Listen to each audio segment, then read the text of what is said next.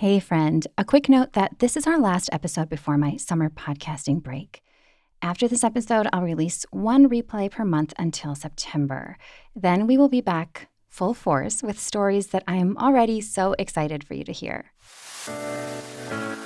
What would it take to arouse your life, to experience more connection, more pleasure, more realness, in and outside of the bedroom?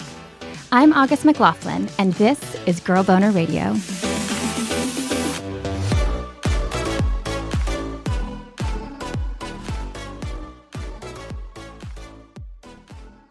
When I am done with my shower and I am ready to have Mac come to my bed, I will ring our sex bell. And it makes a big clanging sound that he can hear all the way down the hall and in another room. We don't have to go, so are you ready yet? Are you ready? Aren't you ready yet? No, none of that happens. He just waits for the bell.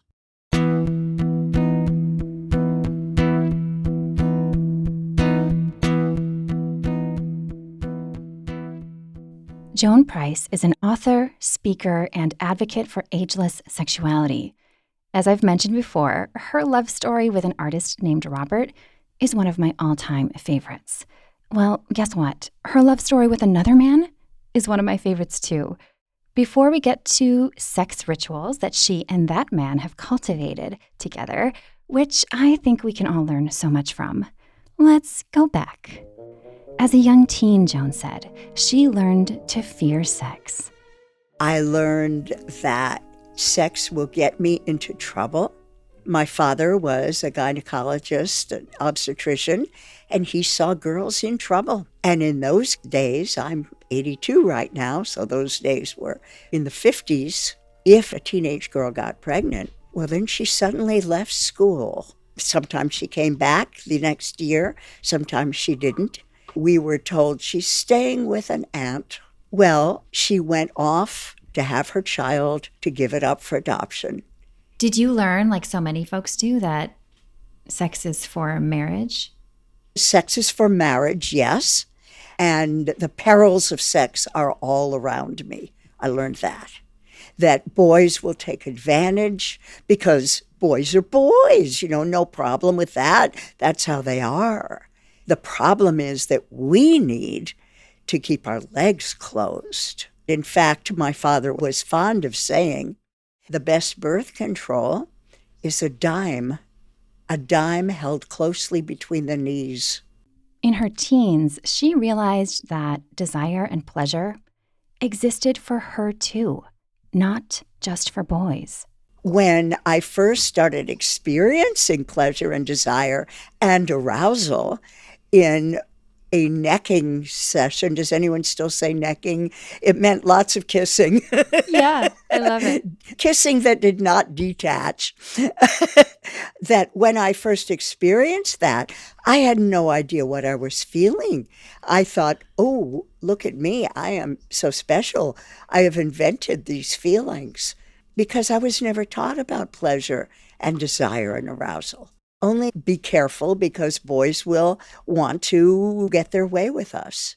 The problem with it is that because I didn't know anything about it, because I wasn't prepared that yes, girls get aroused and feel pleasure, then I could have taken that anywhere without any awareness of I didn't put that together with girls getting in trouble. I just put that together with, this feels so good, I don't ever want to stop doing this. So were you self-pleasuring before you were ever? No, I didn't know that girls could. I wasn't taught what it would feel like. She wasn't taught about periods either. There was one time when I was having terrible cramps, and I didn't know it was associated with my period. Since my father was a doctor, of course, Daddy, I got this stomach ache. That's all I knew what to say about it. And he said, well, let me examine you. And when he started to pull my pajama pants down and he saw that I had the sanitary napkin belt and the safety pins and those things we used to wear, then he went, oh, well, it's because you're having your period. Well, why wasn't I told about that? And And how scary to have this pain. I know. And my mother, who never experienced menstrual cramps, thought I was making it up in order to stay home from school. So that when, on the heavy day of my period, I inevitably got really severe cramps, doubling over cramps, she would send me to school anyway. And then I would end up in the nurse's office, and she would be called to come get me, and she would be mad at me because she's working. She worked at my father's office. She couldn't just take off and come pick up her daughter and take her home, go back to the office, but she had to do that every damn month because she wouldn't believe me. Oh, my goodness. I can see you're having feelings just recalling it because it's such an intense time of life anyway. It is. Our bodies are changing. We have no idea what they're going to become. Was I going to look like my mother? What was going to happen? I wish I'd had a loving introduction to what was going on with me. Her experiences in young adulthood shifted things. Starting at college, when I started experiencing sex with a number of different people, and usually no orgasm through that, but occasionally there'd be someone who knew what to do, knew what a clitoris was, how to find it, what to do with it. And oh, really? Oh, this is what it's all about. This is what's been hidden from me. This is what no one told me. Well, I guess I'd better just shake off what I wasn't told and start learning it for myself. And so I did. When Joan and Robert met, she was 57 and he was 64. My luckiest day was December 11th, 2000, when he found his way to the line dance class I was teaching. He walked in and I tried to remember to breathe. I was instantly attracted to him. I looked into his eyes. I looked at his beautiful white hair, his dancer's body, though I didn't know at that point that he was already a dancer. I looked at the top of his shirt where he had two buttons unbuttoned and his white chest hair was peeking through, and I wanted to touch it. It was all I could do to keep my hands to myself. I just wanted to reach out and touch that tuft of hair. 9 months later, I would get to do that, and I wouldn't stop doing that for 7 years. She learned so much during those years. I learned everything about love as an older person, sex as an older person, how we can experience a connection that surpasses anything in our lives, that even if we lose that person, I would not change a thing, because what I take with me is filled with what Robert and I had, what I learned about love and connection and compromise. I was really independent, and my way is the way I want to do it, and don't try to change me. And so was he. And then I learned during the first few years of our relationship, the first year maybe, that I had to meet him where he was, and changing some things in order to do that didn't mean that I was negating anything in myself. I learned that this change I might be embarking on was a change I wanted to happen. And that was so new to me, August, because from the time I was a child, I resisted change. If my mother wanted me to do something, that was reason to do the opposite. I won't say I became that nasty child into adulthood, but I did become what my first husband called General Will. That was his nickname for me, General Will. But with Robert, she became vulnerable and open. She learned that, in order to be with this man, I need to embrace this part of myself I've never explored. And he learned the same thing, and we talk about that. Even something as simple and silly maybe sounding as I learned to be quiet. And he learned to play. oh, He'd had a very difficult childhood himself. We can't help but be formed by our childhood experiences. And as we formulate who we are as adults, if we're lucky, we get to decide what we reject, what we take with us, and what we change. And then as we get to older adulthood, we may have thought, as I thought, well, this is the person I am now. I want to be this person. I've been striving to be this person, and here I am. And don't try to change me. But then what happens when it's time to change some more? Robert died in 2008. I lost him to cancer exactly 7 years to the day from our first kiss. 9 years later, Joan would meet another man she would fall in love with after a lot of self-work, healing, and writing. First, I went through profound, profound grief where I was barely functioning at first after losing Robert, and I had grief counselors. I would not have come out the other end the way I did if it hadn't been for them. I had tried all sorts of different things. Sex with old friends didn't work. Sex with another old friend that did work. An erotic massage. I mean, so many things. A lot of first dates that I never wanted to turn into second dates. And just thinking, well, I'm ready. I'm ready for the touch of someone. I can pleasure myself. I can give myself orgasms. Yeah, no problem. I have drawers full of sex toys. But, there's something missing from the pillow talk, from the laughter, from the closeness, from the skin being touched by another person, the surprises of sex with a different person. Once she felt ready, she joined OkCupid, one of the dating sites. And then someone caught my attention. He was smart, accomplished, fit, communicative. He was a retired anthropology professor. Oh, yes, my intellect said, bring it on. He was a handsome man with a beautiful smile. He'd had lots of life experiences, and he was a widower. He had very recently lost his wife of many years after caregiving. He had started his grieving process while she was ill, and he was ready to find joy again. They chatted on the app and then moved to email. We wanted to know as much as we could about each other. The best message ever was after we'd had our first date, which had gone wonderfully.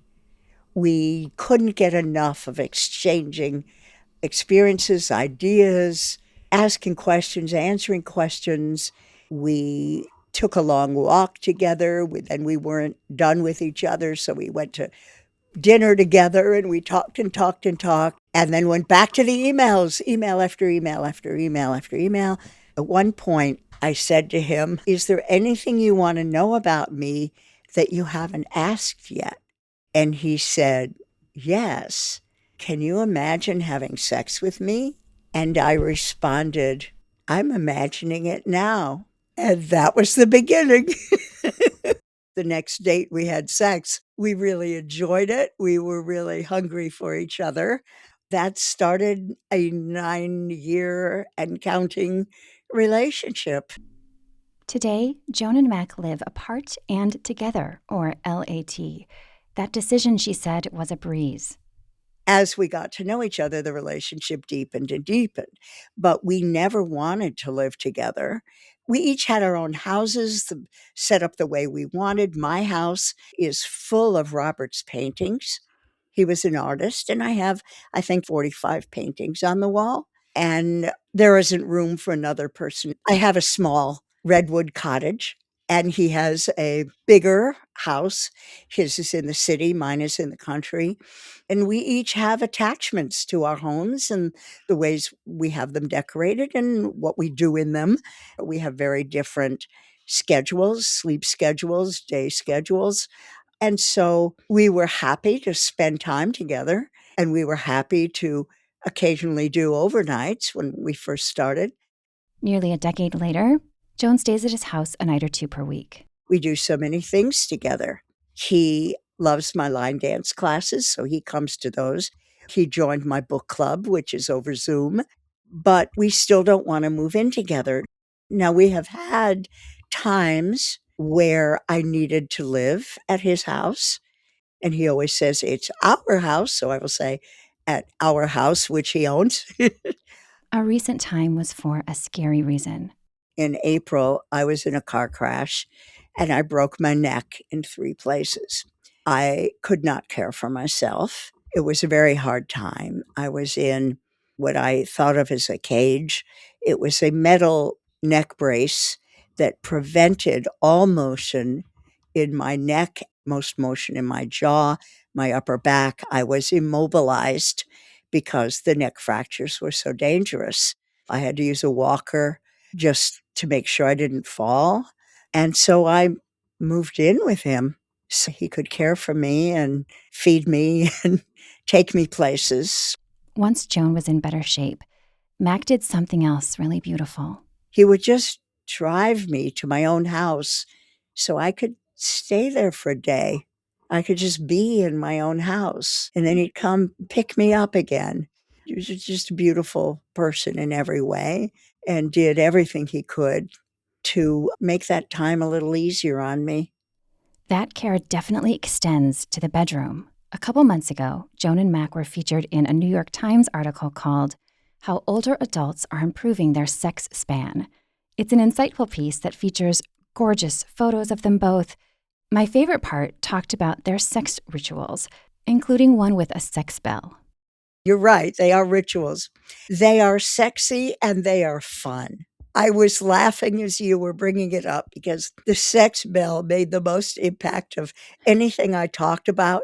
I see that in the comments on the New York Times article, sex bell, sex bell, the You sex might bell. start this huge trend, which would be beautiful. I should have a branded sex bell, right? The rituals go like this. We have scheduled sex in advance because we always do. You know, we want to make time for it. One of the rituals is that we have the sex toys charged that we might want to use. We have our sex baskets with the lube, the toys, maybe a blindfold that day. We have a his and hers basket by the bed. Another ritual is that just before the time of our scheduled sex date, we both shower. And I'm always late because I'm always running behind. There's this card that I wish I still had. It shows the picture of a woman jogger, and she's leading on a leash a pair of buttocks with legs. And the caption is, I'm always running a little behind. I don't know why I brought that up. My point is, I'm always running a little behind. She gets there eventually. When I am done with my shower and I am ready to have Mac come to my bed, he's in another room in his bathrobe waiting. I will ring our sex bell and it makes a big clanging sound that he can hear all the way down the hall and in another room.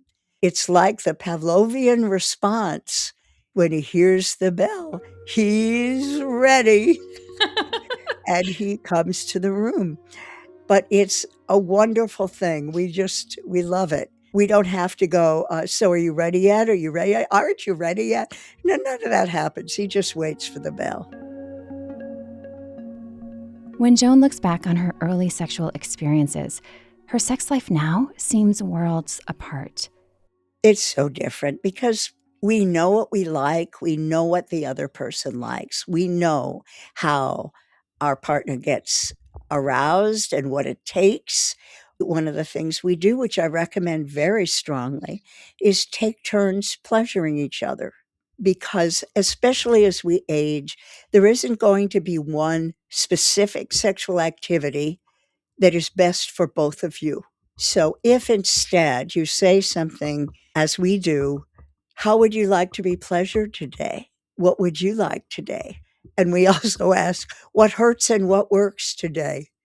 Because that's always a big thing the older we get and the more injuries and medical issues we have. But, all these things, that's all part of how we have sex these days. And so to invite all that in, instead of pretending it doesn't exist, makes it more likely that sex will work. And they take their time. Time for cuddling and laughing and talking. It's a minimum an hour, often more. Joan is a brilliant, renowned sexuality expert, and she remains a curious student. Since our bodies keep changing, we have to keep taking the "What is sex now?" course. We have to keep exploring. We have to keep compensating for issues we have medically or just body parts that don't work so well anymore. So, what do we do instead? Certainly, with my neck issues, it is restricted, some of the things I can do. It maybe always will. I don't know that, but I assume yes. It's like my injured neck is a third person almost. And we need to be open to that change because too often I hear from people their bodies change or the relationships change or something changes. And so sex is over. It doesn't have to be over, it just has to change. In terms of wisdom to go away with, Joan wanted you all to hear this. First, explore on your own to know what you want, whether that is talking about sex or a relationship or a life issue, and then communicate that in a loving way to a partner if you have a partner or if you have a potential partner. And I'm not assuming you do, but if you do, and not be afraid to ask for what you want, because if you don't ask, the answer is no. If you do ask, the answer may still be no, but it might be yes.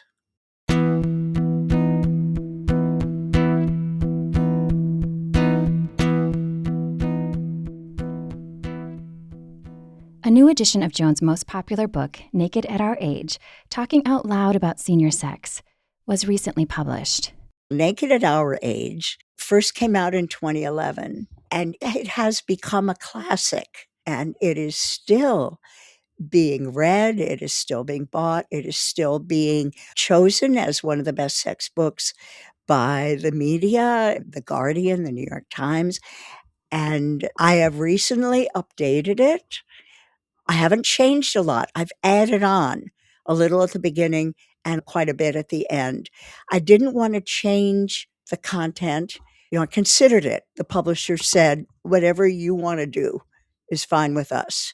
And I said, the reason it's a classic is the content that's in it right now. At the end, and the last chapter now, the new chapter is called If I Knew Then What I Know Now. One of the things, because it amused me so much, is that in the original edition, in the dating chapter, I mentioned online dating, which was happening in 2011. But I said the best way to meet people, though, is in person, doing the things you love, and then you'll meet other people who love the same things. And I still believe that part, but online dating is where the people are. And so I kind of laughed at myself in the end update where I said, who knew? Well, look what happened to you. Yes, and I included that. Just have to say this is where the people are, and don't be afraid of it, as I was at first. The book Joan wrote in 2019, updated in 2024, is called Sex After Grief: Navigating Your Sexuality After Losing Your Beloved. It's my love child, that book.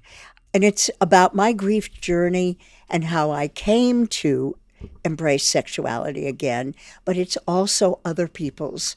I invited stories from grievers, and the book is full of other people's stories because we all grieve differently. We all come back to sex differently, different timelines, different methods, different things we want, different choices about the kind of sex we want, which could be and often is very different from the kind of relationship we lost. And the stories are sometimes funny and sometimes sad and always inspiring because we learn from stories.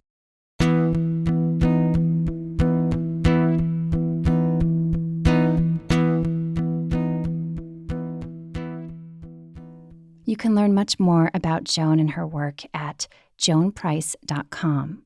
And if you're in the United States, you can order any of my books directly from me. But however you read it, I hope you'll read it, or any of the books that I've written, because there's so much to learn and so much to think about. Whatever your age now, you can learn from people who are older, because we've been your age, you haven't been ours. And what we're going through now is your life in the future, if you're lucky enough to live this long.